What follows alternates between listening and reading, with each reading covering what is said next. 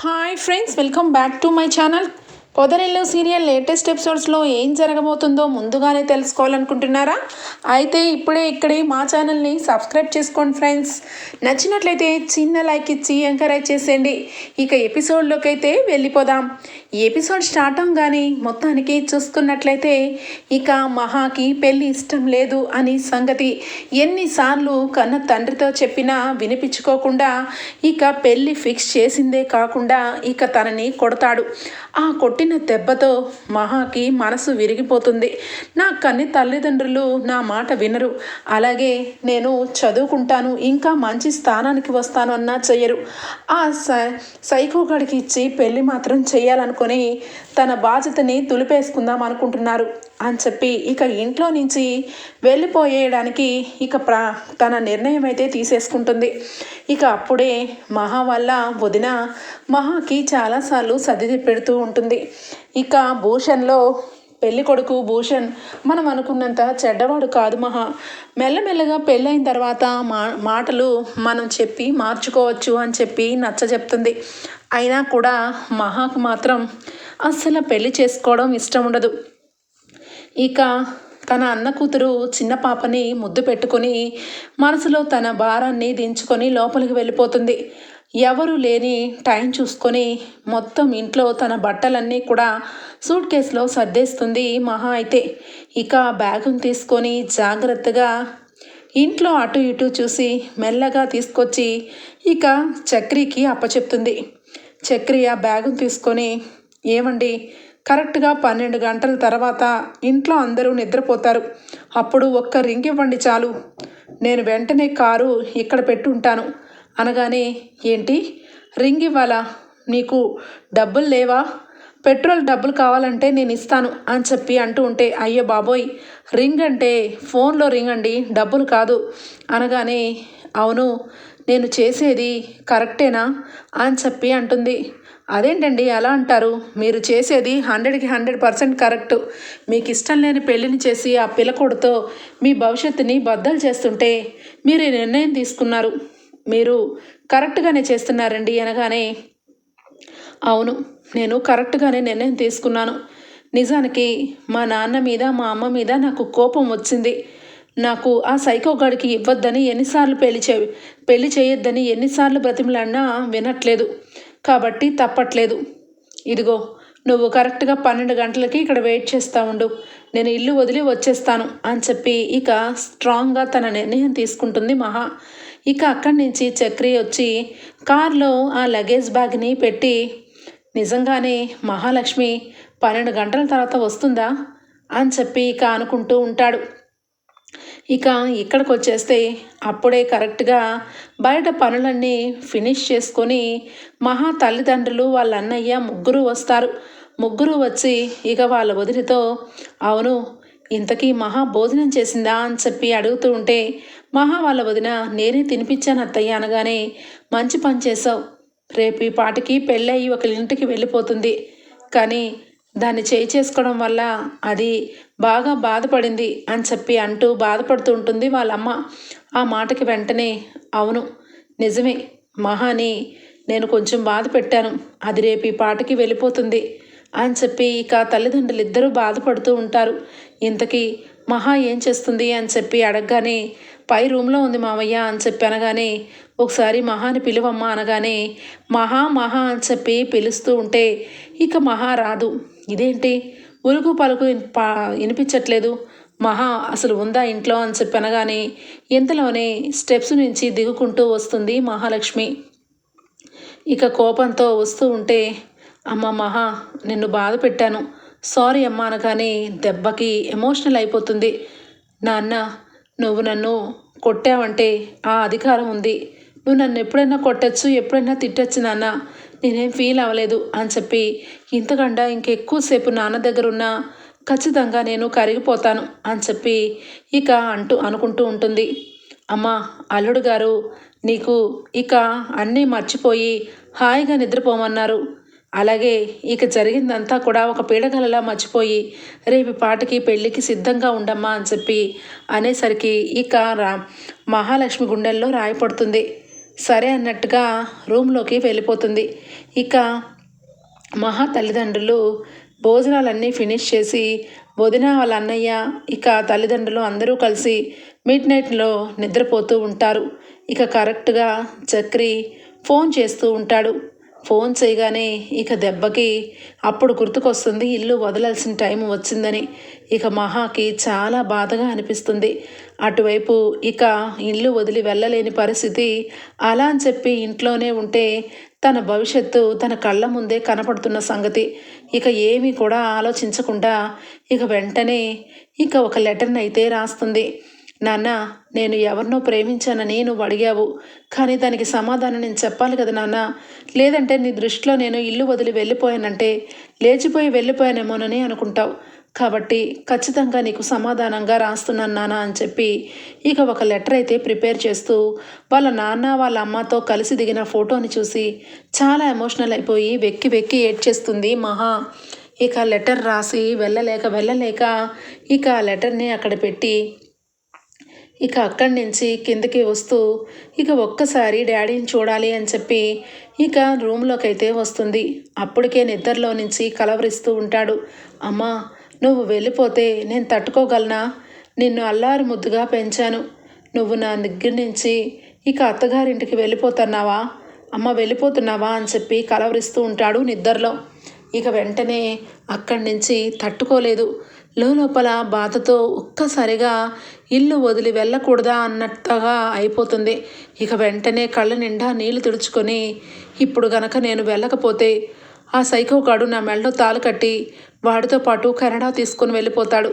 తీసుకొని వెళ్ళడమే కాదు, నా ఆశలన్నీ అడిహాసలైపోతాయి. ఇటు తల్లిదండ్రులు నా దగ్గర నుంచి దూరం చేస్తాడు. నేను ఎట్టి పరిస్థితుల్లోనూ ఈ టైంలో ఇక్కడ ఉండకూడదు, వెళ్ళిపోవటమే కరెక్టు అని చెప్పి ఇక సెల్ ఫోన్ తీసుకొని దేవుడికి దండం పెట్టుకొని ఇల్లు గడప దాడుతూ ఉంటే తనకి చిన్నప్పుడు వాళ్ళ నాన్న తనకి అన్నం తినిపిస్తున్నట్టు, అలాగే కాలేజ్కి వస్తున్నట్టు అన్ని జ్ఞాపకాలు గుర్తుకొస్తూ ఉంటాయి. అలాగే తనకి ఇష్టం లేని సంబంధం భూషణ్ సంబంధం ఇక రైట్ చేసి తనని భూషణ్ గురించి కొట్టిన విషయం, అలాగే నువ్వు ప్రేమిస్తున్నావా అని చెప్పి అడిగిన మాటలు అన్నీ గుర్తు తెచ్చుకొని ఇక ఎమోషనల్ అయిపోయి లేదు, నేను ఇల్లు వదిలి వెళ్ళాల్సిందే అని చెప్పి ఇక గడప దాటిపోతూ అక్కడ శ్రీ మహాలక్ష్మి నిలయం అని చెప్పి ఇక హౌస్ బయట బోర్డును చూసి వెక్కి వెక్కి ఏడుస్తుంది. ఆ అక్షరాల దగ్గరికి వచ్చి ఇక నేను ఉండే టైము అయిపోయింది, ఈ ఇంటితో ఈ రుణం తెగిపోయింది, ఇక నాన్న నన్ను క్షమించడు, అలాగే నేను ఈ ఇంట్లోకి రాలేను అని చెప్పి చాలా ఏడుస్తూ ఎమోషనల్గా బయటకు వచ్చేస్తుంది. ఇక అప్పుడే కరెక్ట్గా చక్రి కారులో నుంచి రండి రండి అని చెప్పి అనేసరికి అమ్మటే డోర్ తీసేసరికి ఇక ఫ్రంట్ను కూర్చుంటుంది మహాలక్ష్మి. అమ్మయ్య పదండి అని చెప్పి ఒక్కసారిగా ఇక అక్కడి నుంచి బయలుదేరుతారు ఇద్దరు కూడా. ఇక వెంటనే లోపల ఒక్కొక్కటి ఆలోచించుకుంటూ ఎమోషనల్ అయిపోతూ ఉంటే, చూడండి మహాలక్ష్మి గారు, మీరు మంచి జరుగుతుంది, మీరు మంచి కోసమే బయటకు వచ్చారు, మీ నాన్న వాళ్ళు ఖచ్చితంగా మిమ్మల్ని క్షమిస్తారు, మీరేమీ బాధపడకండి. ఆ పిల్లకవాడితో మీ పెళ్ళి క్యాన్సిల్ అయిపోయిన తర్వాత వాడు నీ జోలికి రాడు, వాడు తిన్నగా కెనడా పోతాడు, ఆ తర్వాత 2-3 రోజుల తర్వాత మీ నాన్న వాళ్ళు నిన్ను క్షమిస్తారు అనగానే, చూడు మా నాన్న అందరిలాంటి వాడు కాదు, మా నాన్నకి నేనంటే చాలా ప్రేమ, నేను అంతగా ఆయన్ని ఇష్టపడడానికి ఆయన ప్రేమే కారణం, నాకు చిన్నప్పటి నుంచి గారాబంగా పెంచారు, కానీ ఎప్పుడు మా నాన్నని బాధ పెట్టలేదు, ఇప్పుడు ఒక్కసారిగా ఇల్లు వదిలి వస్తున్నానంటే ఆయన ఎంత బాధపడతాడో అది తలుచుకుంటుంటేనే చాలా బాధగా అనిపిస్తుంది అని చెప్పి వెయిట్ చేస్తూ ఉంటుంది. హలో ఏమండి మహాలక్ష్మి గారు, మీరు ఏడుస్తుంటే నాకేడుపు వస్తుందండి, ఆపండి అని చెప్పి ఇక అంటూ ఉంటే ఇక ఒక్కసారిగా ఇక అప్పుడే కరెక్ట్గా పెళ్లి కొడుకు భూషణ్ కాల్ చేస్తూ ఉంటాడు. ఫోన్లో భూషణ్ అని పడుతూ ఉంటే అప్పుడు కళ్ళ నిండా నీళ్ళు తుడుచుకొని, వీడు నన్ను బ్రతకనివ్వడు, వీడు ఎప్పుడూ అంతే టార్చర్ చేస్తూనే ఉంటాడు, నేను ప్రశాంతంగా ఉంటే వీడికి అస్సలు నచ్చదు, చెప్తాను వీడి సంగతి చెప్తాను అని చెప్పి లిఫ్ట్ చేయబోతుంటే, ఆగండి మహాలక్ష్మి గారు, ఇప్పుడు కాల్ లిఫ్ట్ చేయొద్దండి అనగానే, ఆగుతావా, వీడి కాల్ లిఫ్ట్ చేస్తా, వీడికి ఇవ్వాల్సిన బాకీ ఇచ్చేసే వెళ్దాం హైదరాబాదు అని చెప్పి కాల్ లిఫ్ట్ చేస్తుంది.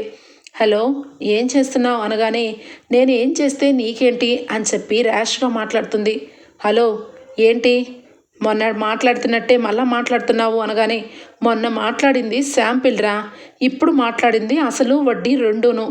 ఏంట్రా నీ ఇష్టానికి ఇంటికి వచ్చి బెడ్రూమ్లోకి వచ్చి పెత్తనం చలాయిస్తూ ఉంటే చూస్తూ ఊరుకుంటాననుకున్నావా?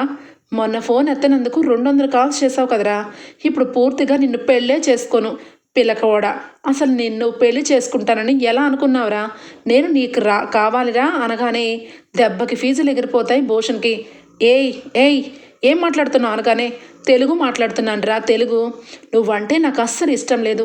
నీతో పెళ్ళి క్యాన్సిల్ చేయించుకుందామని చాలా ప్రయత్నించాను, కానీ మళ్ళా గోడకు కొట్టిన బంతిలాగా ఇంటికి వస్తూనే చచ్చావు. వచ్చిన వాడివి వచ్చకుండా రిజిస్టర్ మ్యారేజ్ తొక్క తోటకూర అని చెప్పి పెళ్లి కాస్త ముందుకు జరిపావు.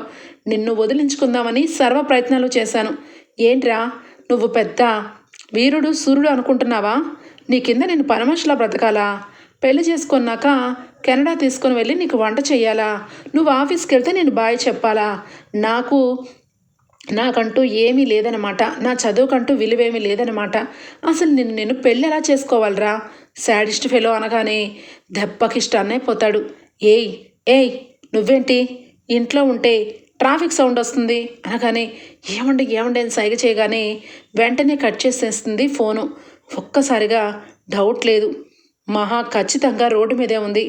ఫోన్ చేస్తాను వాళ్ళ అన్నయ్యకి అని చెప్పి ఇక వెంటనే కూడా ఆదికి మహా వాళ్ళ అన్నయ్యకి ఫోన్ చేస్తాడు భూషణ్. ఫోన్ లిఫ్ట్ చేసి ఏంటి బావా ఈ టైంలో ఫోన్ చేస్తున్నావు? మంచి నిద్రలో ఉన్నాను బావా అనగానే హలో, నువ్వు మంచిగా నిద్రపోండి, కుటుంబం అంతా మంచిగా గురకలు పెట్టి నిద్రపోండి. మీ చెల్లి ఇంట్లో ఉందనుకుంటున్నారా? మీ చెల్లి ఇంట్లో లేదు అనగానే ఏంటి బావా ఏం మాట్లాడుతున్నావు అనగానే ఏం మాట్లాడుతున్నానా, ఒకసారి రూమ్లోకి వెళ్ళి చూడు. మీ చెల్లి ఇంట్లో లేదు, బయటికి వెళ్ళిపోయింది. ఫోన్ చేసేసరికి మర్యాద లేకుండా ఇష్టం వచ్చినట్టుగా తిట్టి నాతో పెళ్ళి ఇష్టం లేదని ఇంకా చాలా మాట్లాడింది. అసలు తన గురించి తను ఏమనుకుంటుందో నాకు తెలీదు. నన్ను కిడ్నాప్ చేయించింది కూడా మీ చెల్లేనని నాకు అనుమానం వస్తుంది. మీ చెల్లికి ఇష్టం లేకపోతే నలుగురిలో చెప్పాలి కానీ ఈ రకంగా అవమానిస్తుందా అనగానే అయ్యయ్యో బావగారు మీరు సైలెంట్గా ఉండండి. మా చెల్లి ఎప్పటికీ అలాంటి పని చేయదు. నేను ఇప్పుడే మా చెల్లితో మాట్లాడిస్తాను, ఖచ్చితంగా మాట్లాడిస్తాను అని చెప్పి ఇక అంటూ ఉండగానే ఏంటండి అని చెప్పి ఇక తన వాళ్ళ వైఫ్ అయితే లెగుస్తుంది. ఇక వెంటనే అర్జెంటుగా మహా రూమ్లో లేదని చెప్పి ఫోన్ చేస్తున్నారు బావగారు, ఒకసారి వెళ్ళు అనగానే ఇక ఇద్దరూ కలిసి మహా రూమ్లోకి వెళ్తారు. ఇక అప్పటికే సౌండ్ వస్తూ ఉండేసరికి ఇక మహా వాళ్ళ అమ్మ నాన్న కూడా లేచి ఏమైందిరా ఏమైంది, ఏంటి ఈ రాత్రిలో దాని రూమ్లోకి ఎందుకు వెళ్తున్నారు అనగానే అయ్యో నాన్న, జరగాల్సిన డ్యామేజ్ జరిగిపోయింది, అది ఇంట్లో లేదు. ఆ విషయం ఇదిగో బావగారు ఫోన్ చేసి చెప్తున్నారు. అది ఎక్కడికి వెళ్ళిందో ఏమో తెలీదు. బావగారితో నువ్వంటే నాకు ఇష్టం లేదు, పెళ్ళంటే ఇష్టం లేదని చెప్పిందంట. దాన్ని ఇంటికి వస్తే దాని సంగతి చెప్తాను అనగానే ఒరేయ్ ఆగు, నువ్వు చెప్పేది నిజమా అని చెప్పి రూమ్లోకి వచ్చేసరికి ఇక మహారాసిన లెటర్ ఎగురుతూ ఉంటుంది. ఒక్కసారిగా మావయ్య గారు ఏదో లెటర్లా ఉంది అని చెప్పి ఇక మహా వాళ్ళ వదిన వచ్చి లెటర్ తీసి ఇక చూసేసరికి దెబ్బకి షాకు. వెంటనే ఏంటమ్మా అది అని చెప్పి ఇక చూస్తాడు మహా తండ్రి. అది చూసి ఇక ఏమీ మాట్లాడలేక నివ్వెరపోతాడు. నాన్న, నేను ఇంట్లో నుంచి వెళ్ళిపోతున్నాను. అనవసరంగా నా గురించి ఎక్కడా వెతక్కండి. నేను ఈ పెళ్ళిని తప్పించుకోవడం కోసం ఇల్లు వదిలి వెళ్ళిపోతున్నాను. మీరు అనుకుంటున్నట్టు నేను ఎవరిని ప్రేమించలేదు, ఎవరితోనూ పారిపోవట్లేదు. ఒంటరిగానే నేను వెళ్ళిపోతున్నాను. నా ఆత్మాభిమానం కాపాడుకోవడానికి వెళ్ళిపోతున్నాను. నా ఉనికిని నిలబెట్టుకోవడానికి వెళ్తున్నాను. మీరు అనుకున్నట్టు భూషణ్ని పెళ్లి చేసుకుని కెనడా వెళ్తే నా కలలన్నీ కరిగిపోతాయి.